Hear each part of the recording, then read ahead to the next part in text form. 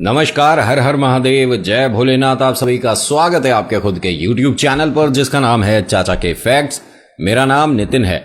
मैं यहाँ से फैक्ट्स, ईश्वर से जुड़े चमत्कार, रोचक पौराणिक कथाएं और तीसरी शक्ति के प्रकोप के बारे में बात करता हूँ। कहानी के माध्यम से समझाता बताता हूँ। और अगर आपको कोई कहानी, अपना कोई अनुभव हमारे साथ साझा करना है तो आप भी मुझे मैसेज कर सकते हो, फेसबुक, व्हाट्सएप, इंस्टाग्राम या यहाँ कमेंट सेक्शन में। और रही बात आपके मैसेज पर हमारे रिप्लाई की, तो तुरंत होता है। इंस्टा पे तो मैं तुरंत रिप्लाई करता हूँ, व्हाट्सएप पे या मेल पर थोड़ा सा कभी कभी वक्त लग जाता है। अगर आपकी कहानी आपने हमें भेज रखी है और अभी तक उस पर काम नहीं हुआ तो गुस्सा होने की बिल्कुल ज़रूरत नहीं है। कुछ ही समय के अंदर आपको एक दिन में 2 और 3 अपलोड मिलने वाली है। यानी आपकी सभी कहानियों पर काम शुरू हो चुका है और बड़ा तेजी से शुरू हो रहा है। आज जो मैं आपको कहानी सुनाने वाला हूं, ये एक आज के समय का ऐसा सच है जिसे बहुत सारे लोग देखकर भी अनदेखा कर देते हैं। क्यों? क्योंकि वो साइंस पर भरोसा करते हैं, करना भी चाहिए। और ऐसी कोई शक्ति एग्जिस्ट नहीं करती, और इसका बड़ा कारण ये है कि उनके सामने कभी भूत, प्रेत, आत्मा, छलावा, पिशाचनी या तीसरी शक्ति आई नहीं है। और मैं महादेव से प्रार्थना करूंगा कि कभी आए भी नहीं आप सभी के सामने। आप झूठ मानो कि ऐसा कुछ होता ही नहीं है। क्योंकि देखिए, मन को तसल्ली देने के लिए, अपने आप को ये समझाने के लिए कि ऐसा कुछ नहीं होता, झूठ बोलने में कोई प्रॉब्लम नहीं है। क्योंकि जब आपके सामने इस तरह की कोई गतिविधि होगी तो वास्तव में मेरी बहुत सारी कहानियां आपके आगे पीछे दिमाग में घूमने लग जाएंगी। ये तो नितिन की कहानी में, उसमें हमने महसूस किया था, सुना था। क्यों कहा था नितिन ने कि टूटा कांच घर में नहीं होना चाहिए? क्यों कहा था कि उलझी हुई तारें नहीं होनी चाहिए? क्यों कहा था कि मेहंदी जब तक गीली होती है चौराहे पार नहीं करे जाते? हर किसी बात के पीछे कोई कारण है। हवा में बातें करने की आदत नहीं है मुझे, लेकिन हाँ, बहुत सारी बातें करने की आदत बहुत है मुझे। बहुत सारे लोगों ने मुझे इस चीज़ के लिए कहा कि कहानी से भटककर तुम इधर उधर की बातें करने लग जाते हो और कहानी पर रहा करो। ऐसे कोई तरीका है कोई सुनाने का? आपको कहानी सुनानी नहीं आती? तो हाँ, मुझे नहीं आती। मुझे तो बातें करना आता है, और मैं यहाँ बातें करने ही आता हूँ, वो तो बीच में कहानी सुना देता हूँ, है ना। अब आपके मन को तसल्ली मिल गई। तो अब यहाँ जो लोग ये मैसेज करने वाले थे कि इधर उधर की बातें करते आते के साथ ही कहानी शुरू कर दी, अगर मतलब तो भाई साहब तुम्हारे पास कुछ है ना लिखने को, अब क्या लिखोगे? Video good, video bad. Intro के बाद कुछ ऐसा सुनाऊंगा, हो सकता है उसमें से कुछ आज आपको घर पे फील हो जाए। ध्यान रखना कहानी सुनते वक्त। अभी चैनल का इंट्रो, फिर आगे शुरू करता हूं। हर हर महादेव।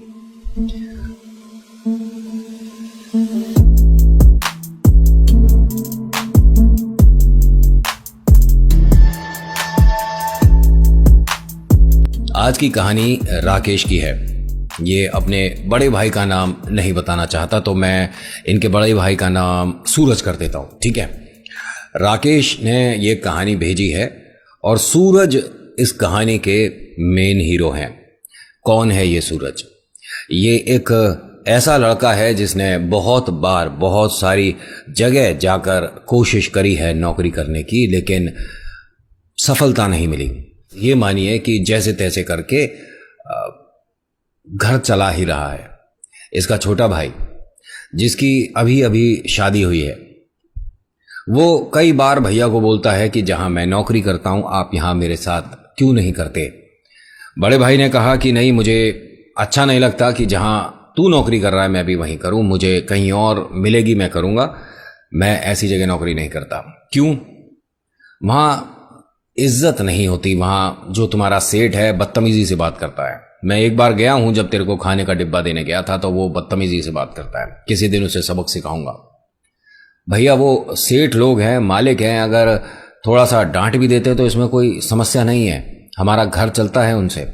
और आप बुरा मत मानना, पिछले 3 महीने से घर का किराया मैं ही दे रहा हूं। मैं ऐसा मत मानिएगा कि इसमें पैसा दिखा रहा हूँ, लेकिन आपको एक बात बता रहा हूँ जिसे आप बुरा सेठ बोल रहे हो, बुरा मालिक बोल रहे हो। हमारे घर में राशन, अनाज और घर में ये जो हम सब रह पा रहे हैं छत के नीचे, उसी की वजह से है। इनकी धर्मपत्नी ने भी काफी बार समझाने की कोशिश करी कि बच्चों की फीस भी आ रही है, कुछ तो करिए, बड़ी समस्या है। इसको दो चीजों का बहुत ज्यादा शौक है और मैं शुरुआत में आपको बोलता हूं कि मेरी इस बात से कोई भी विद्वान व्यक्ति अपने दिल पर ना इस बात को ले ले, मतलब कि हमारी विद्या के बारे में तूने ऐसे कैसे बोल दिया। मैं आपको दोनों ही बातें बता देता हूं कि पहला वो लोग जो कि इस विषय में तीसरी शक्ति, पिशाचनी, भूत प्रेत बाधा, इसमें जानकारी रखते हैं, ठीक है, स्टोन्स के बारे में जानकारी रखते हैं, ठीक है, कि अगर आपने पन्ना पहना है तो क्यों और मोती पहना है तो क्यों, ठीक है। और कुछ लोग ऐसे होते हैं जो कि किताबी कुछ बातें पढ़ लेते हैं और आकर आपके और हमारे बीच अपनी जानकारी देनी शुरू कर देते हैं और उसके बदले में थोड़े से वो, समझ रहे हो आप। ये जो भाई साहब हैं इन्हें रुचि है किताबें पढ़ने की और किताबें भी जादू टोने से रिलेटेड। ये सीखना चाहता है, ये लोगों को दिखाना चाहता है कि मैं कितना विद्वान हूं। ये कहना गलत नहीं होगा कि मन में डर पैदा करना चाहता है लोगों के। पहली बात तो इंसान को किसी से कभी भी डरना नहीं चाहिए, और रही बात सर झुकाने की, तो इंसान के सामने तो बिल्कुल नहीं। सबसे पहले आपका सिर झुकना चाहिए आपके माँ बाप के सामने, दूसरे आपके ईश्वर के सामने, और तीसरा किसी के सामने नहीं। अगर इंसान के सामने आपने सिर झुका दिया तो वो आपके माँ बाप से बड़ा हो गया और उनसे बड़ा कोई होता नहीं है। भगवान भी उनके बाद आते हैं, तो ये तो फिर भी इंसान है। ये अगर कुछ विद्या सीख भी लेगा तो किसे डरा कर ये अपने आप को बड़ा बता पाएगा? किसी को नहीं। लेकिन हाँ, कुछ मूर्ख होते हैं आपके हमारे बीच जो ऐसे बेवकूफों के, माफी चाहूंगा, जो ऐसे ढोंगियों के झांसे में आ जाते हैं। आपको ये लाना होगा, आपको वो लाना होगा, ऐसी ऐसी चीजें बताएंगे जो कि आप ला नहीं सकते। वो जो आपको पूजा बताएगा उसमें आप वो चीजें नहीं ला सकते, तो वो आपसे कहेंगे कि हम आपकी मदद कर देते हैं, हम ला कर देंगे ये चीजें, आपको बस थोड़ा सा खर्चा करना पड़ेगा। समझ रहे हो? मैं दोबारा बोल रहा हूं ये बात कि अपने दिल पर मत लीजिएगा। आप विद्वान हैं, आपकी इस विद्या को मैं सराखों पर रखता हूं, ठीक है, आपके लिए मैं हाथ जोड़ता हूं। लेकिन हाँ, कुछ ऐसे भी लोग हैं जो कि इन शक्तियों के द्वारा लोगों को डरा कर मार्केट में जगह बनाए बैठे हैं। ये उनमें से अभी एक होने वाला है। मैंने थोड़ा सा शॉर्टकट में आपको बता दिया, कभी कभी मेरी कहानियां ज्यादा लंबी हो जाती हैं। इसके भाई ने कई बार कहा भाभी से भी और अपनी धर्मपत्नी से भी कि किसी भी तरह से भैया जॉब शुरू करें, पूरे दिन घर पर बैठकर ये इस तरह की किताबें पढ़ते हैं, मुझे डर लगता है कहीं ऐसा ना हो कि भैया इसी तरफ को अपना रुख कर लें और हम सबसे बिछड़ जाएं। धर्मपत्नी ने भी काफी बार इन्हें समझाया, लेकिन इनकी अभी कुछ समझ नहीं आ रहा। बच्चे अब इससे डरने लग गए हैं। पहले इन्हें डर नहीं लगता था, लेकिन अब देखिए, जब आदमी इस तरह की विद्या कर रहा होता है, कभी कभी अपना मानसिक संतुलन खो बैठता है, तो वो जो हरकतें कर रहा होता है वो कभी कभी भयानक और डरावनी होती हैं। जैसे कि इसके पास एक कांच का टुकड़ा था जिससे ये तकरीबन 1-1.25 घंटे लगातार बात करता था। पहले तो घर में सभी को बड़ा अजीब लगा, उसके बाद सभी को डर लगने लगा, क्योंकि जहां 2-2:15 बजे का वक्त हुआ ये उठकर बैठ जाता था और उस छोटे से टूटे हुए कांच के टुकड़े में अपने आप को देखकर बात करता था। और कोई भी इससे आकर पूछता था तो न जाने किसका नाम बताता कि मैं उससे बात कर रहा हूं।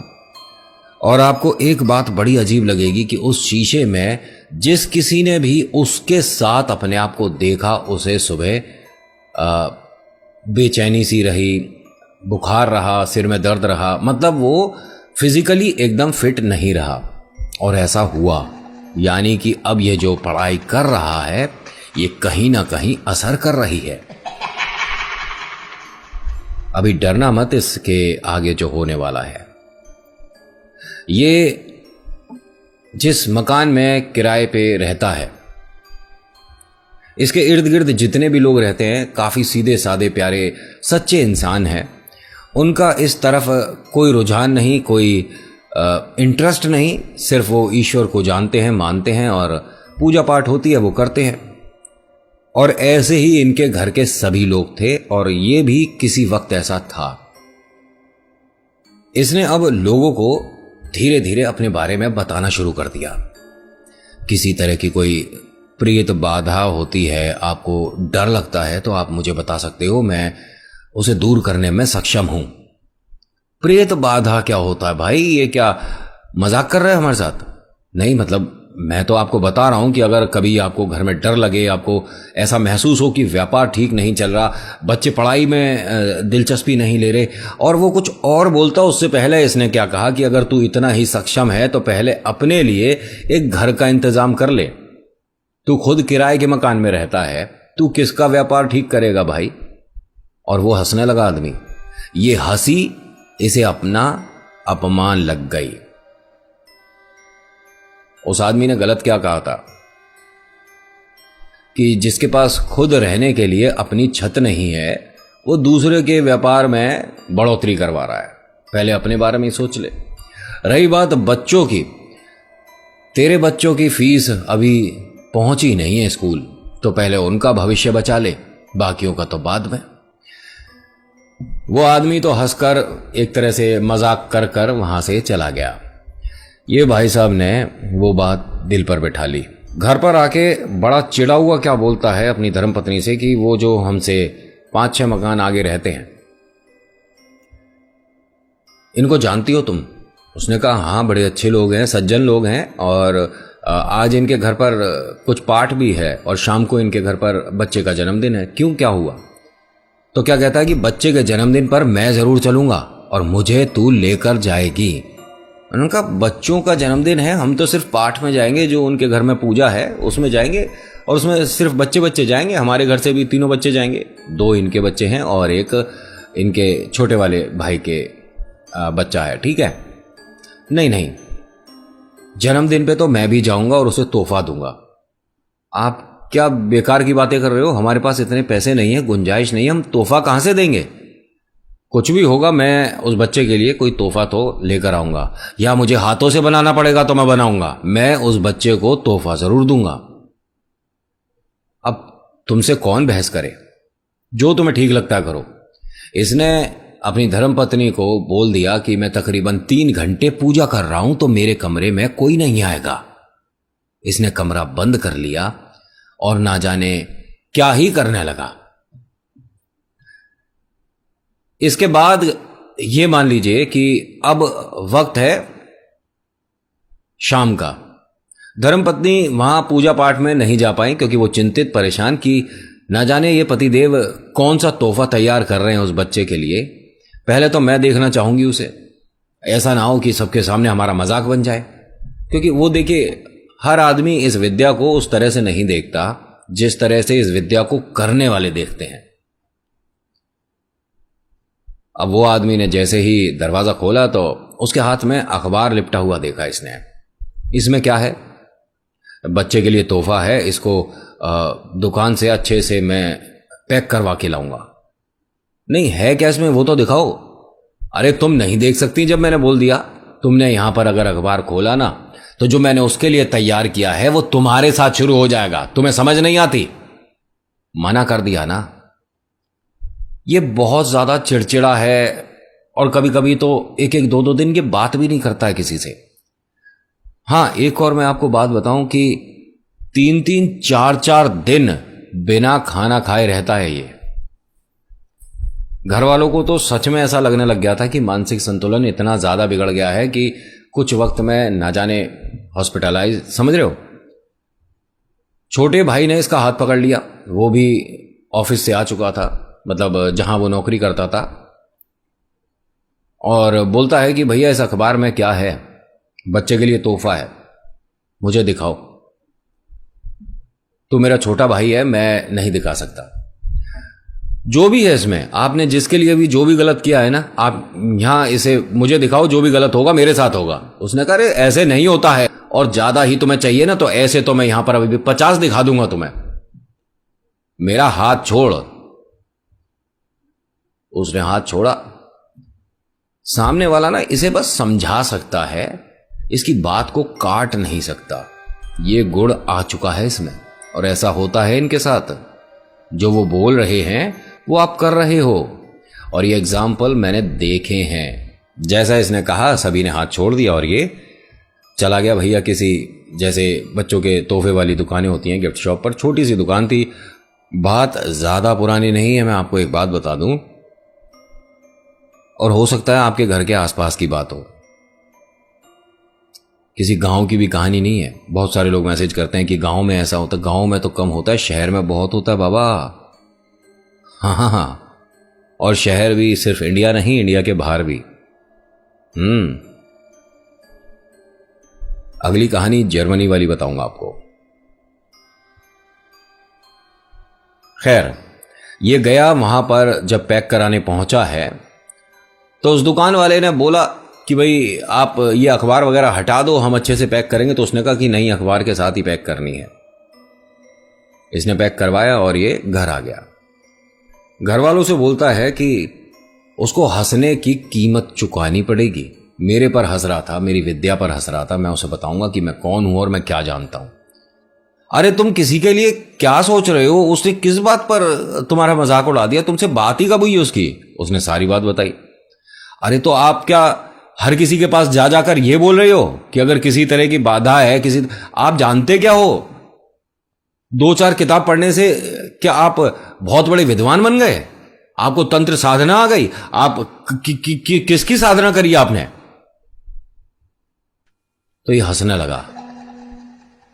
तुम सबको आज मैं वो दिखाऊंगा जो तुम सब मजाक समझ रहे हो,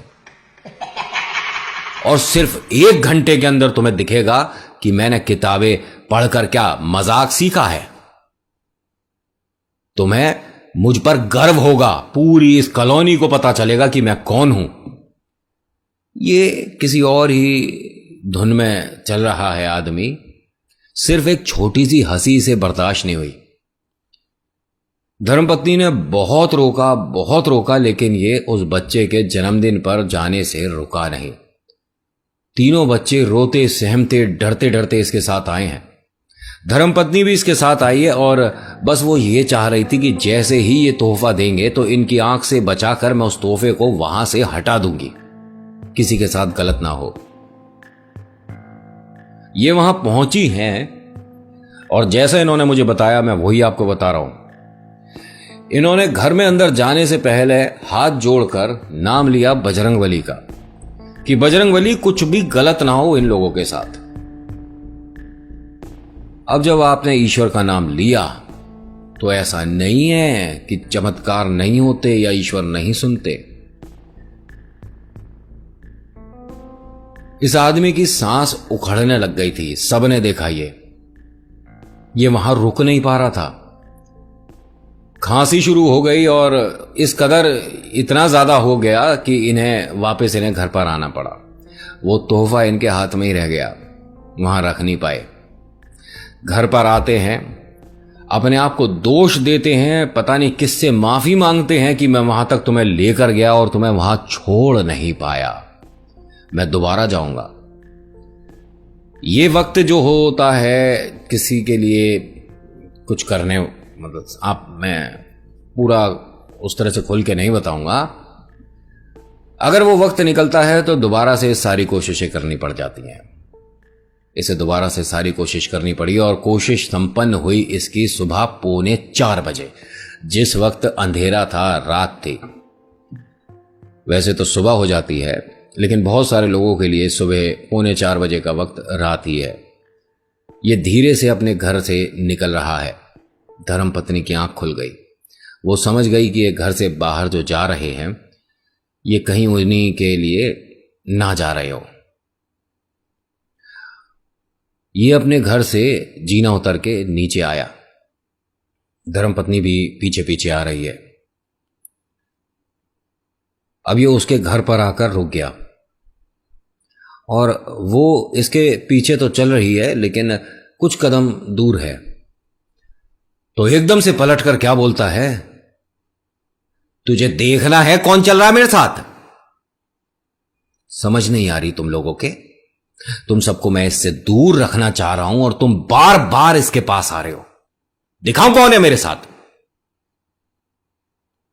इसने इतना बोला है और इसके पति ने, ध्यान से सुन लेना मेरी बात जो मैं बोल रहा हूं, इसने इतना बोला है और इसके पति ने इसे कमरे से आवाज दी है। आपको समझ आया? ये जिसके साथ नीचे आई है, जिसका पीछा कर रही है, वो इसे लगा था कि पतिदेव उठकर बाहर गए हैं। दरअसल वो तो कमरे में ही था। छज्जे में आया है, सेकंड फ्लोर पर है इनका घर, और वो इससे पूछता है कि तुम कहां जा रही थी, क्या हुआ? ये उस वक्त इतना डर गई कि इसने पलटकर वहां वापस देखा भी नहीं। जब ये कमरे में आई है तो जो छज्जे में बिल्कुल बालकनी में, मतलब नॉर्मली इससे पूछ रहा था, वो अब कमरे में बैठा हंस रहा है। क्या बोलता है? घुमा दिया उसने, घुमा दिया। कौन दिखा था? ये डर के मारे कुछ बता नहीं पा रही है, क्योंकि मतलब कैसे ऐसा पॉसिबल हो सकता है कि जिसके साथ मैं नीचे तक उतर के आई हूं उसी की आवाज, और वो मुझे, इसके रोने की आवाज इस कदर बढ़ गई कि अड़ोस पड़ोस के लोग इकट्ठे हुए। जो देवर है वो और देवरानी दोनों आ गए नीचे। सभी ने पूछा क्या हुआ, क्या है, और ये आदमी सिर्फ हंस रहा है। 3 घर छोड़कर वो जो घर था जहां इसने ये सब करना था, वो लोग भी आ गए। उन्हें देखकर ये आदमी हंसना तो बंद हो गया और एकदम चिढ़कर क्या बोला कि तेरे बच्चे के लिए मैं इतनी दूर से तोहफा लेकर आया और मैं दे नहीं पाया, तो अब सबके सामने मैं तुझे वो तोहफा दूंगा। उस अखबार, मतलब उस तोहफे को लेकर आया और उसके हाथ में देता और कहता, ले देख कर बता कि तेरे बच्चे को इससे अच्छा तोहफा किसी ने दिया होगा। तो उसने कहा कि ये वक्त है क्या भाई ये सब बात बोलने का, कहने का? अरे उनको हुआ क्या है, वो रो क्यों नहीं है, तबीयत तो बता। अरे उस पहले तू इसे खोल कर तो देख ले। अरे हम देख लेंगे भाई, तू इस तरह से क्यों बात कर रहा है? नहीं, तू मेरे घर से अब तभी जाएगा जब इसे खोल कर देखेगा। मैं बार बार उसे नहीं बुला सकता, मैं बार बार ये सब नहीं करूंगा, इसे खोल कर दे। अब ये इस तरह से बोल रहा था। भाई ने कहा उस आदमी को इशारे से कि आप लोग जाओ यहां से। अब लोग इससे डर रहे हैं। भीड़ ऐसे गायब हो गई भाई, हर किसी को देखिए, दूर से देखने में ये सब कुछ ठीक लगता है, लेकिन जब सामने होता देख रहे होते हैं ना आदमी, तो वास्तव में रोंगटे खड़े हो जाते हैं। सब लोग गए हैं यहां से, लेकिन एक आदमी नहीं गया। उसे क्या कहता है, क्यों खड़ा है यहां, ये तुझे दिखा दूं? मतलब वो जो गिफ्ट वो आदमी छोड़ गया इसके घर में। तो उसने कहा हां दिखा, दिखा बेटा क्या है। मना किया, इसके छोटे भाई ने उसे मना किया कि नहीं आप जाओ भैया, आप कौन हो बताओ, आप जाओ, यहां आप हमारी कॉलोनी के भी नहीं लग रहे। और वो आदमी ज्यादा उम्रदार नहीं, 30-35 के आसपास का होगा, और इनकी कॉलोनी का था भी नहीं। बेटा खोल के दिखा तो सही क्या है उसमें। उस आदमी ने, मतलब ये जो सब विद्या सीख रहा था, वास्तव में सबके सामने वो पैकिंग फाड़ी, अखबार हटाया और उसमें से एक अजीब सा गंदी सी शक्ल का ना जाने कैसा सा गुड्डा बना रखा था और उसके सामने करके कहता है कि ले देख ले इसे ध्यान से। तो उसने कहा देख लिया मैंने, अब इसके बाद भी कुछ है, पता है मैं कौन हूं? उसने कहा तुझे पता चलेगा अभी, थोड़ी देर बाद तुझे पता चलेगा कि तू क्या देख रहा है और कौन तेरे साथ जा रहा है। मेरे साथ कोई नहीं जा सकता, क्योंकि जो मेरे साथ चलता है ना, उसकी वजह से ऐसी चीजें मेरे इर्द गिर्द भी नहीं आती हैं। मैं यहां अपनी बहना की शादी के लिए आया हुआ हूं और मैं मेहंदीपुर बालाजी का पंडित हूं। तू किसे दिखा रहा है ये? अब इसने अपना मुंह इस तरफ कर लिया, मतलब अब नजरें नहीं मिल रही हैं। जब बालाजी का नाम आया नजरें नहीं मिला रहा है। उसने कहा बेटा देख तो सही मेरी तरफ। क्या हुआ? अरे कहां गया वो? किसको ला रहा था तू? और सुन, अब तू किसी को ला भी कभी नहीं पाएगा। ये जो पंडित जी हैं, इनके बारे में धर्मपत्नी ने यह बताया कि सिर्फ इन्होंने एक साधारण सा धागा जो कि हमारे घर से ही लिया था, ना जाने किस में से बता रहे थे कि कोई ऊनी कपड़ा कहीं लटक रहा था, तो उसी में से थोड़ी सी ऊन लेकर हमारे ही दरवाजे पर बांध दिया। और क्या बोलते हैं कि ये जैसे आप और हम हैं वैसा होगा, और जब ये इस तरह की किताबें पढ़ेगा तो कभी तो इसकी आंखों में दर्द होगा, कभी इसे शब्द धुंधले दिखेंगे, कभी ये पढ़ नहीं पाएगा। आप निश्चिंत रहो, अब ये उस तरफ जाएगा नहीं। बालाजी कृपा करेंगे। और इस मकान को छोड़े इन्हें तकरीबन 6-7 साल हो गए हैं। कमाल की बात यह है कि वो जो धागा उन्होंने बांधा था, ठीक है, वो इन्होंने पंडित जी से पूछा था कि जब इन्होंने घर शिफ्ट किया किस तरह कैसे संपर्क करके, फोन पे या घर पर जाकर, तो उन्होंने कहा कि आप जिस भी घर जाओगे इस धागे को खोलकर अपने मंदिर में एक छोटी सी डिबिया में, ठीक है, तांबे की डिबिया ले लेना, उसमें रख देना और मंदिर में रख देना। आपके घर में इस तरह की विपदा कभी नहीं आएगी। और वास्तव में ऐसा हुआ। 8 साल बीत चुके हैं और आज भी ये नॉर्मल हैं। और आपको एक बड़ी अजीब सी बात बताऊं, आपका हमारा चैनल ये जो चाचा के फैक्ट्स है, ये देखा भी नहीं भाई साहब ने सबसे पहले इनके घर में। बाकी सब ने जब मुझे फोन पर जो जो बताया वो मैंने आपके साथ शेयर किया है। और ये भाई साहब ये कहते हैं कि मेरे घर वाले जब मुझे इस विषय में बताते हैं कि मैं न जाने किस तरफ, किस विद्या की तरफ आकर्षित हो गया था, ये नहीं कहूँगा कि भटक गया था, लेकिन हाँ, ईश्वर जो करते हैं अच्छे के लिए करते हैं। और आज मैं भी उन लोगों में से हूं जो कि बिना हनुमान चालीसा पढ़े सोता नहीं हूं। तो खैर, आज की कहानी में इतना ही।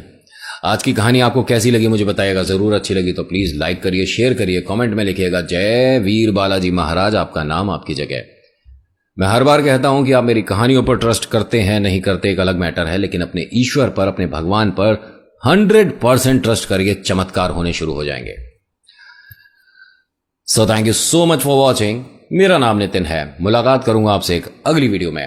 हर हर महादेव, जय भोलेनाथ, धन्यवाद।